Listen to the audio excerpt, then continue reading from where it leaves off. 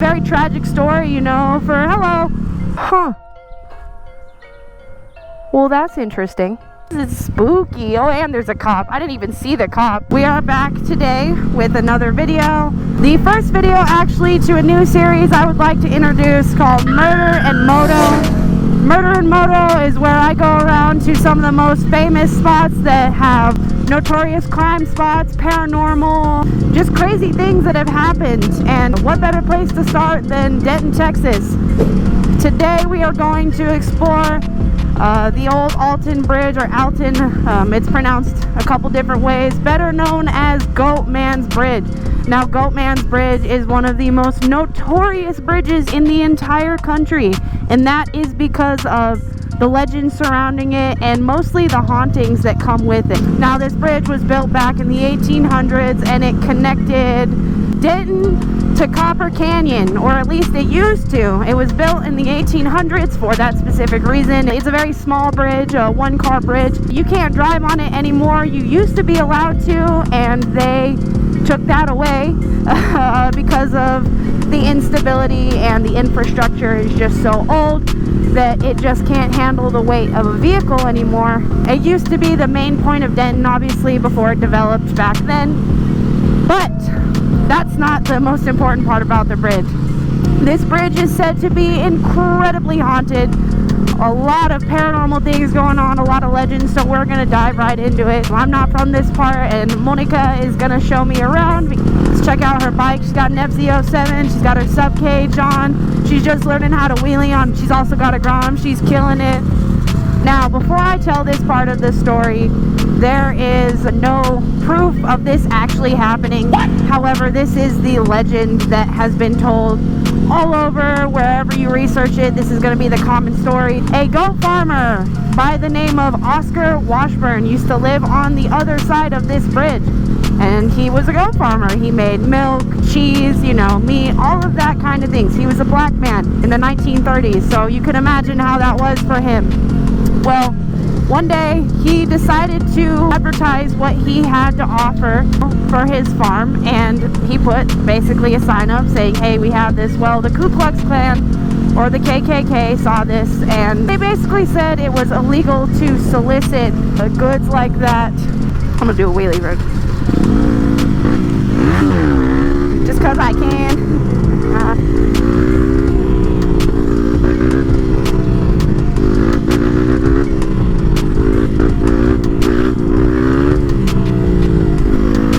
Enough of that. He basically solicited his goods publicly, and at the time that was a huge no-no. So the Ku Klux Klan saw this and noticed that it was illegal, and noticed that it was a black man. So when they went to arrest him in 1938, they did a little bit more than just arrest him. So they went and they got him, instead of taking him to jail, like taking him to trial like every good American deserves. They went and they attacked him and took him away from his home and proceeded to lynch him on this particular bridge. They tied him up with a noose and threw him over the edge, and that was the end of that. However, when they went to look over to see him hanging, he was no longer there. The goat man was no longer there. So they panicked and figured, how did he get away? Where did he go? So they figured that the only place that he would have gone was back to his house. So the KKK proceeded to go to his home where his family, his wife and children lived. They set his house on fire with his family inside of it and killed them all. And it's a very tragic story, you know, for hello. It's a very tragic story for an innocent man who was just trying to make some money in a hard time. It was in, unfortunately, a time where segregation was very, very popular, especially in the South. You know, we are in Texas. You can imagine how it was, what, 90 years ago? Somewhere around there, 80 to 90 years ago. So that is kind of the legend that everybody knows and is the most aware of. Oh, this fights for its life. So that's the legend that everybody is mostly familiar with. Main reason that this bridge is really considered Goatman's Bridge is not only because, yes, obviously, like, he was a goat farmer, but because of the energy on this bridge. Years and years and years of ceremonies. They do satanic rituals, they do sacrifices, they do a lot of spiritual and religious ceremonies at this spot. And there's other areas around this said bridge that are highly active in paranormal activity.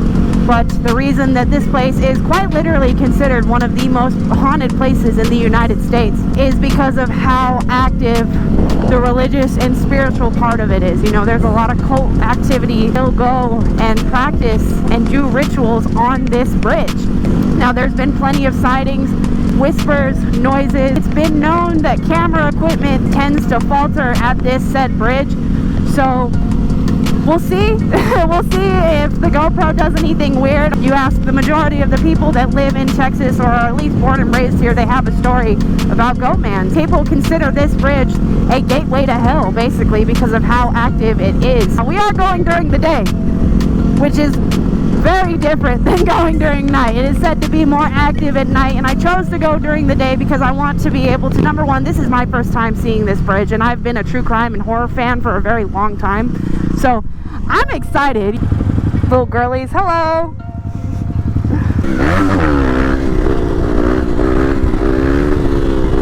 She loves it, dude. There's been plenty of sightings of a physical goat man. There's been a ton of paranormal activity reported here and talked about because it's just such a hot spot. It's also been said that women are more prone to being attacked at this bridge than anything else. I don't know what the deal is. I don't know why it's women, but that's just a thing. If you're a female and you come to this bridge, the chances of something happening are a little bit higher than if you weren't. Both of us are female, so we'll see what happens. Oh my gosh, we're actually here. Ooh. Ooh. This is spooky. Oh, and there's a cop. I didn't even see the cop. Built in 1884. Have you had anything, like, I guess, memorable happen to you at this bridge? Last time I was here, I had come with a couple of friends, and it was midnight. It was like midnight or at 11 p.m. And we came out here, and we were gonna go all the way in, and we were like, something's telling us we probably like shouldn't. So we waited out here for a little bit. Two guys pulled up, like completely bald, like looking like some white supremacists. Like they came up to us, they're like, it's kind of cold out here. Like, you guys got any jackets? And we're like, that's weird. No, but we didn't. We wanted to play it off cool. So we had. I told him, I was like, yeah, I have a jacket in the car, and we all just dipped, and 4 more guys popped up, bald-headed, all white men, and came in here. I don't know what they did, but that's crazy, dude. And they're all like dressed the same too. So this is the bridge that they threw him over. Wow. Right here. It's crazy. Yeah, no, this is definitely like an eerie, like, I can see this is where they used to like let cars drive. I feel like the energy is like super different during the day versus at night. Like, hello. Dude, okay. Oh man. So, talked about Ghost Adventures and how Aaron and Zach and all them, oh my god, this is way harder with the helmet on. Sometimes those shows can obviously be fabricated a little bit, but they came down right here and they did a little seance. It's a bad idea to be up there. It's not safe outside right now. Yeah, that's what I'm saying. They're all weird. Yeah. So that guy, I don't know if y'all could see it on camera, but a guy just walked by with like a mask and like black cloaked out, just weird things. Zach and Aaron and Nick, they were right here and they were doing a little seance. This is where Mr. Oscar Washburn lost his life, allegedly, unfortunately. It's definitely old. You can see all the wood, the metal right there. It's deteriorating. If you at midnight or the witching hour and you knock 3 times on that bridge, like on this red metal part, like you're supposed to see something or feel like energy. You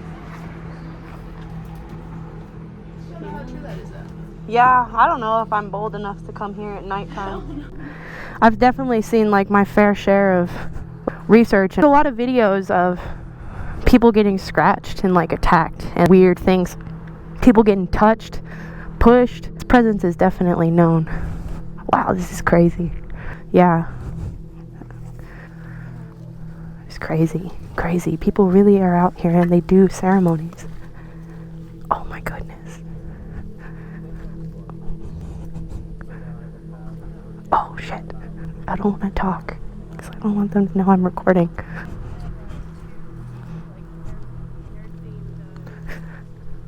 What the fuck?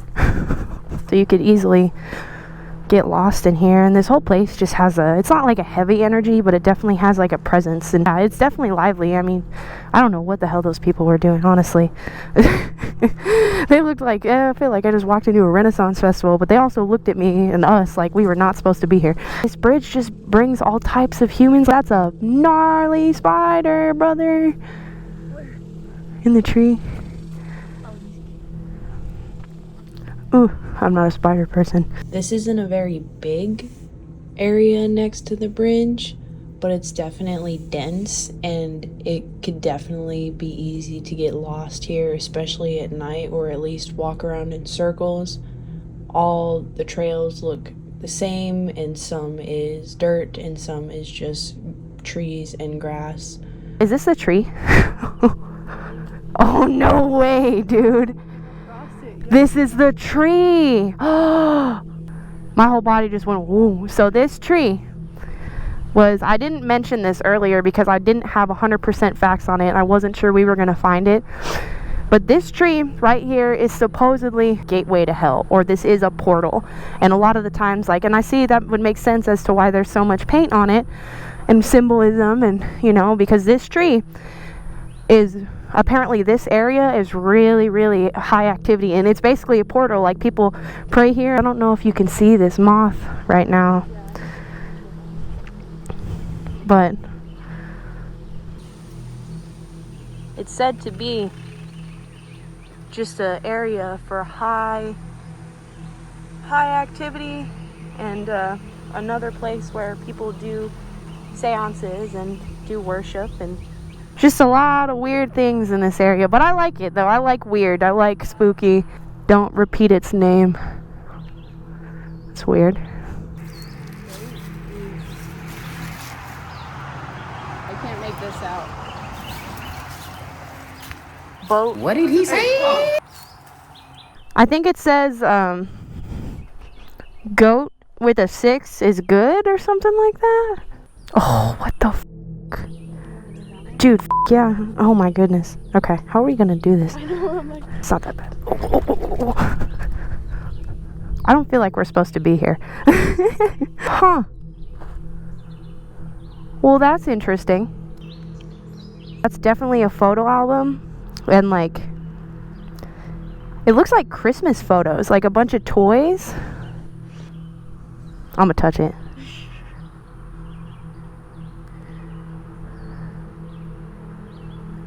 Yeah, they're like Christmas photos. That's crazy. Yeah, that is wild. So that was the infamous Goat Man's Bridge. It's a lot scarier at night from what I've heard. I might do something like that in the future. Maybe not. I value my my life. Thank you for joining me today on my first episode of Murder Moto. I hope you guys enjoyed it. I hope you guys had a blast riding around with me.